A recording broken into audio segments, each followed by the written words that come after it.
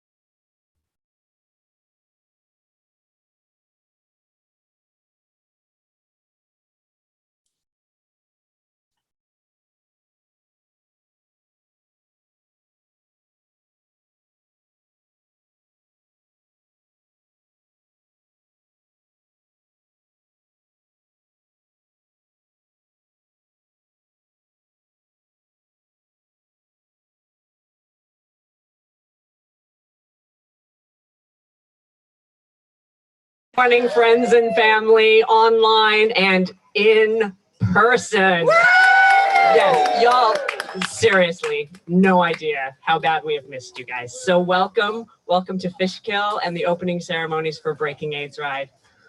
Today's word of the day is resilience.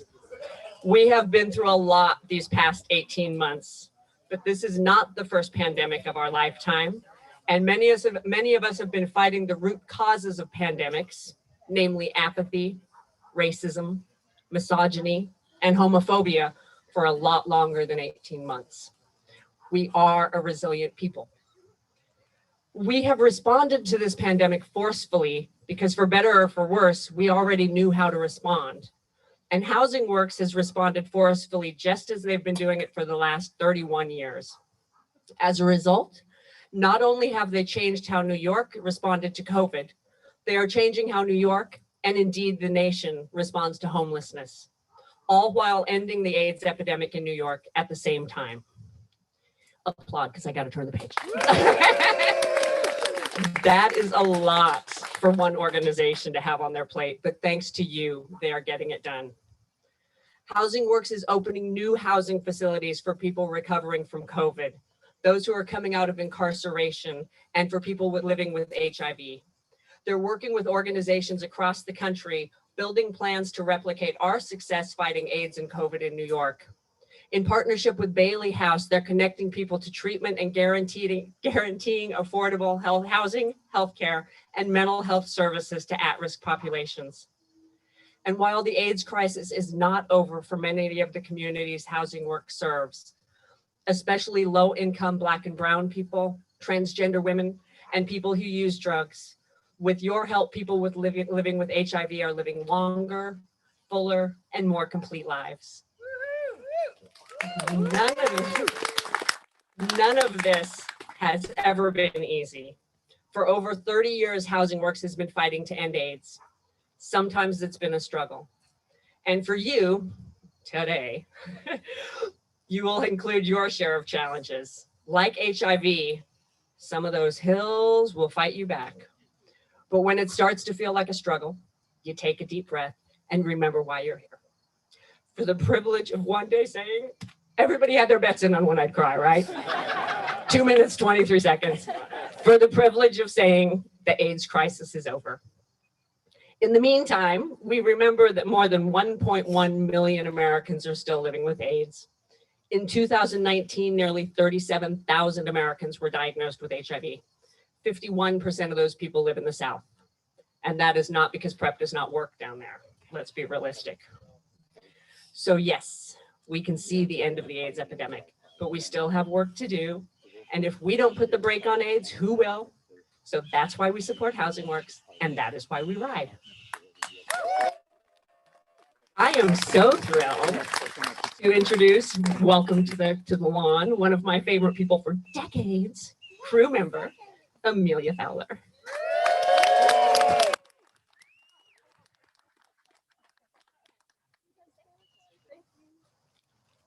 Good morning. Hello. You don't need that. Good. I'm trying to be more of a person these days. Hey, girl, hey. Hey, girl, hey. Hey, girl, hey. Y'all, good morning. Oh, it's so good to see you and look over you all, man. I actually prepared remarks. Oh, I don't need this. Actually, I prepared remarks. No, okay. Oh, yeah, I do need this. Okay, got it. They're not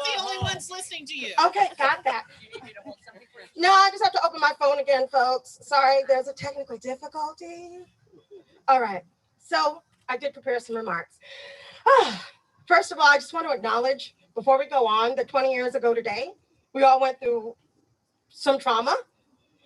Well, not today, but as of yesterday. So I just want to acknowledge that and make sure that we're clear that that's happening, and also that we're gathering today after having gone through a year and a half, going on 2 years of trauma.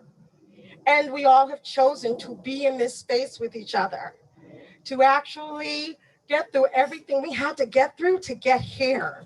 So thank you for being here. Thank you for being brave, and thank you for being committed. Please give yourselves a round of applause. You all are amazing humans. Thank you. So, my loves, a few days ago, I was approached and asked to tell my story of why I'm here and what brought me here. The first thing I replied was, really? My story isn't that interesting, but I guess, okay. Okay, picture it. It's the late 90s. A 16-year-old Amy, yes, they used to call me Amy, is entering college. And it's my first semester of my freshman year. I auditioned for all the shows. That's what you do. I was a theater major. And I was cast in a few shows, which was uncommon, but I was cast in a few, several. And someone wanted to use my race inappropriately. And I was all geared up for the fight. I was ready. I was like, okay, I'm off to go toe to toe and tell these people what I will do and what I will not do. And then Edmund Felix waltzed in and let them know, no, she's not doing that. I didn't even have to fight that fight. This amazing man, costume designer extraordinaire, writer, dancer, one of the most real, upfront people I had ever met. He was 100% himself, 100% of the time. He did it. He said it, and it was done. Edmund had spoken and saved my little tail. Edmund was my protector. He designed fabulous costumes for me, one of which I have a rendering of in my home right now. I performed his writing work. Him and my mama hung out. Like, he taught me many important things that I can share in public and I cannot. And, well, college ends, right? A few years go by. I see him from time to time. I'm still working on campus and he's still working there. And I didn't see him for a while, didn't think anything of it, right? And then a friend of mine told me he had passed. He had been sick. I knew what sick meant. So I go to the funeral, and this bright, vibrant, upfront, straight up man is laid in his coffin, and he looks so small, so still. And people are mourning his death from cancer. Edmund did not die of cancer. He died of AIDS. We saw it. We knew it. My mama's friend Norman, who she adored, he didn't die of cancer. He died of AIDS. Too many folks, especially Black folks, poor folks, marginalized folks, died of cancer. A lot of that shame, I am sure, caused them to be farther behind the 8 ball than they were born behind, to be further at risk, to not get the full amount of care they needed or deserved, which they already had problems getting because of who they were in this society.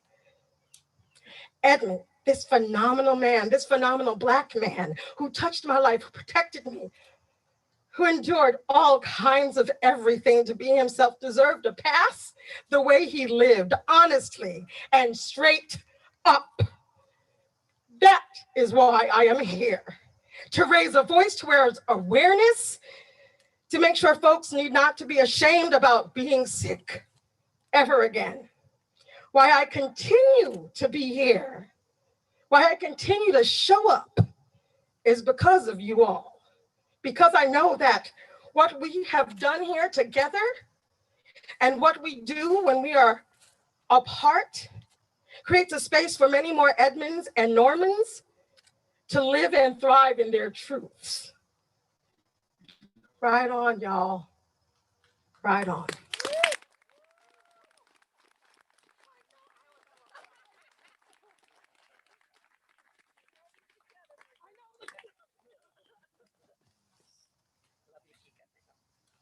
Love you, Chica. Thank you.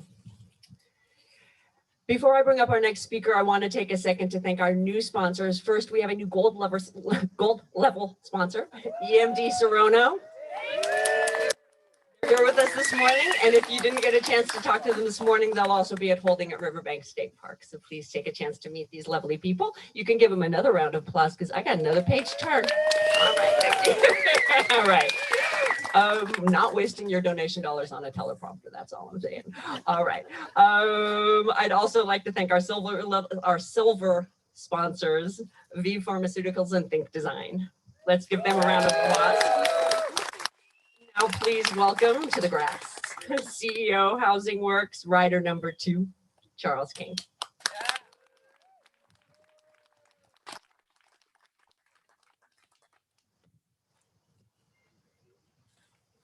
Okay, I decided I wasn't going to be emotional this morning. Good luck.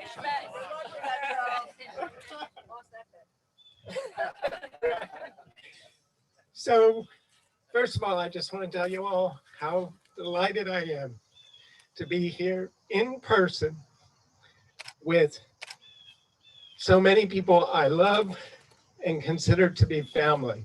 So thank you all for being here.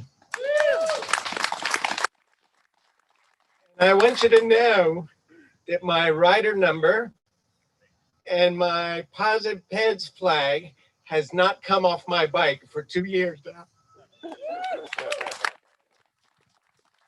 Somebody offered to replace it this morning. I said, no, I'm real proud of that. So I think I told many of you this spring that in 2019, we hit a remarkable target, an indicator, a scientific indicator of ending AIDS as an epidemic in New York State, when all-cause mortality of people living with HIV exceeded the number of new infections. And that's a really amazing stat. But I also reminded people that there are many people who've been left behind. Well, I just want to add new data, and that is to talk about how much the COVID pandemic has set us back. So it set us back in 2 different ways. One, of course, was that with people in isolation, we saw adherence to antiretrovirals drop dramatically. We also saw uptake of PrEP drop dramatically all across the state. Opioid overdose deaths increased in New York State by over 30%. And testing declined everywhere. And one consequence we've already seen is actually a net increase in new infections in both Erie County and Monroe County. That's, of course, Buffalo and Rochester. So we won't even know good data until probably 2023. That's when we'll be able to really sort through the data of what happened in 2020, 2021. So I say that to tell you that we've still got our work cut out for us. So I'm so glad you all keep showing up. But there's this whole other thing happening. And that is that, of course, as Blake said, Housing Works jumped into the COVID response. I remember telling our executive team that I told the Human Resources Administration Commissioner that we would open an isolation hotel for homeless people with COVID. They thought I was out of my mind, but they're used to it. And somebody said, look, we're all busy trying to take care of all of our business for the pandemic. Who's going to run this? And I said, well, I'm not going to be able to travel anytime soon. I'll take it on. So pulled together a team, and in a matter of 2 weeks, we had completely staffed up. We were ready to open. And the night before we were supposed to open, the person I had asked to actually be the day-to-day director of the facility called me. He said, I've got COVID. Oops. when I said I would run it, I kind of thought I would be sitting in my office running things. I actually spent the next 35 days, 12 hours a day, every day, out in Long Island City at our isolation hotel. And that was such an amazing experience. So I would go out there every day. I'd make it a point to go around to every new person who'd been admitted, introduce myself, check up on them. If somebody wanted to see clergy, I'd put on my collar and go see them. On Sundays, I'd grab a crew. We'd put on our hazmat suits and go around clean rooms. I scrubbed more toilets than you can imagine. But the most moving experience was when people got well and we had to discharge them back to the shelters. And every single one resisted every way possible having to go back to the New York City mass congregate shelters. And it struck me, our mission is to end homelessness and AIDS. We'd always interpreted that as ending homelessness for people living with HIV. And after 26 years in New York City, we actually accomplished that. So if we could do that, why can't we end homelessness for everyone? Why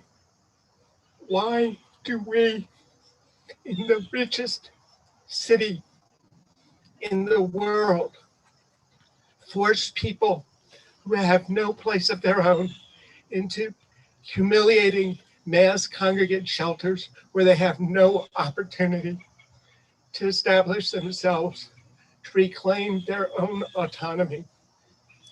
They don't deserve that. We can do better.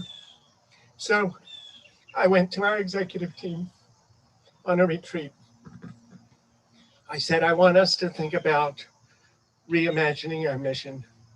We don't have to change a single word. Let's take seriously our mission to end homelessness as well as ending it. So I don't know if it'll take 26 years, 10 years, what it'll take. But Housing Works, we're here to make it happen. And I'm so thankful that you all are here with us.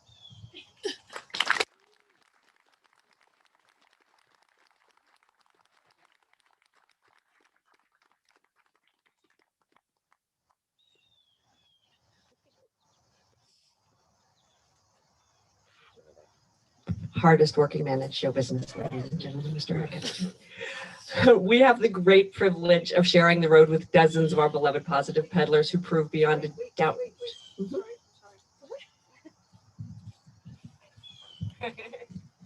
I'm so sorry. I meant to make two acknowledgments. There's one person I wanted to give a shout out to who is not here, and that is Nori Kurtz, who through tropical storm, flood, and mosquitoes did her walk and exceeded her fundraising goal. And Nori, I gave the people you told me to hug their hugs. And one other shout out I want to make. Ever since Housing Works became the beneficiary of this ride, we have had board members who ride. But this year, for the very first time, our boards came together and they formed their own team, Wheels of Fortune. So I got to give it up to them for being here. Thank you. And Nori is here. She's right there in the interwebs. Hi. Say hi to all our virtual riders. We have about 25 virtual riders at home who have raised a lot of money and done a lot of great stuff. So we miss you guys and we look forward to having you back on the road. We also have the great privilege of sharing the road with dozens of our beloved positive peddlers who prove beyond a doubt that it is possible not only to live with HIV, but to thrive with HIV. Please welcome one of them, rider number 11, Clay Williams.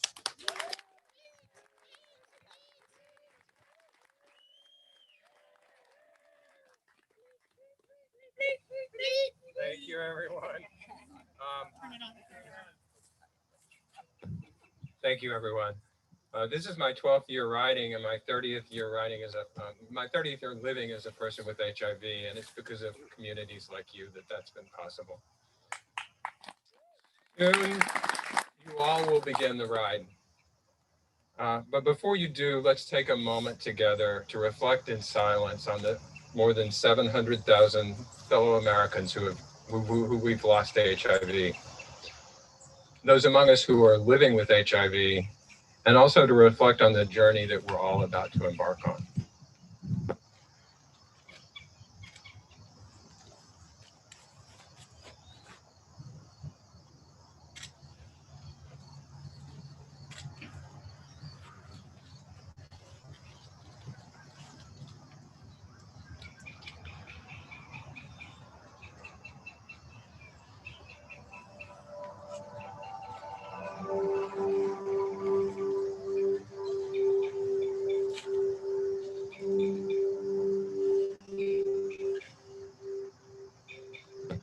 Thank you for taking that moment with us. Now, please welcome to the mic for his own use, seriously the hardest working man in show business, y'all have no idea, our ride director, Eric Epstein.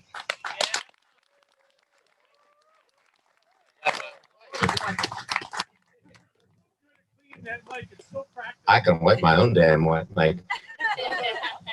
Hi, everybody. Look at you. No, really, look at you. You are gorgeous. And I am so excited to be here with all of you in person this year. So I have chills. But I am here to talk about safety. I'm the one person who won't make you cry this morning.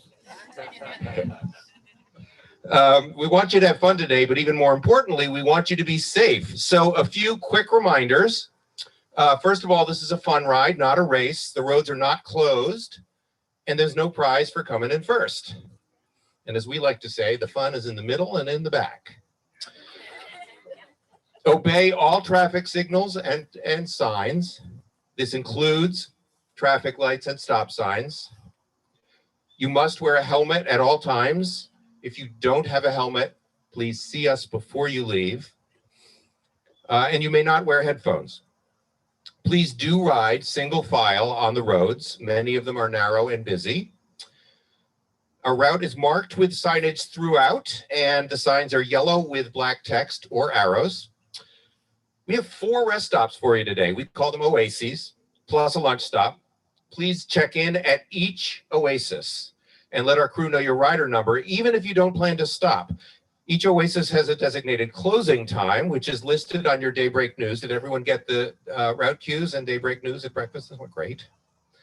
If you get to an oasis after the closing time, we will ask you to board a SAG van and we'll carry you forward to the next oasis to catch you up to everyone else.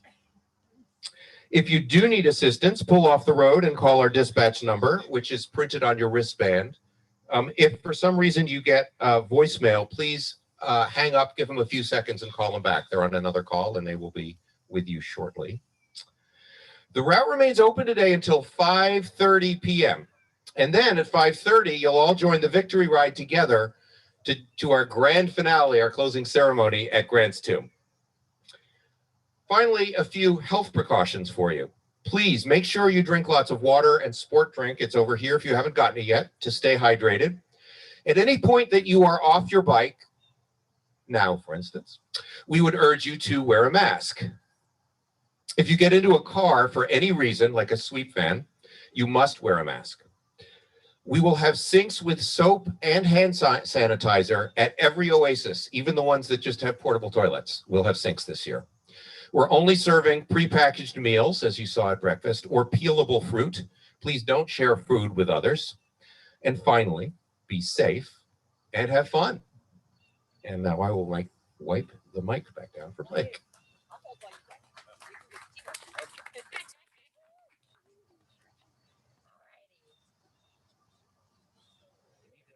Another 5 minutes to the ceremony. If I don't have escapees by now, I don't know what would happen. Okay, the time has arrived. Are you guys ready? 80 miles of scenery and community awaits you. The crew is on the road. They are ready to support you. I would like to ask for our positive peddlers to line up at the Penske truck. Everyone else line up behind them. Get ready to ride out. Thank you guys. Tell everyone you meet while you're riding. Have a great time. Be safe. Ride on.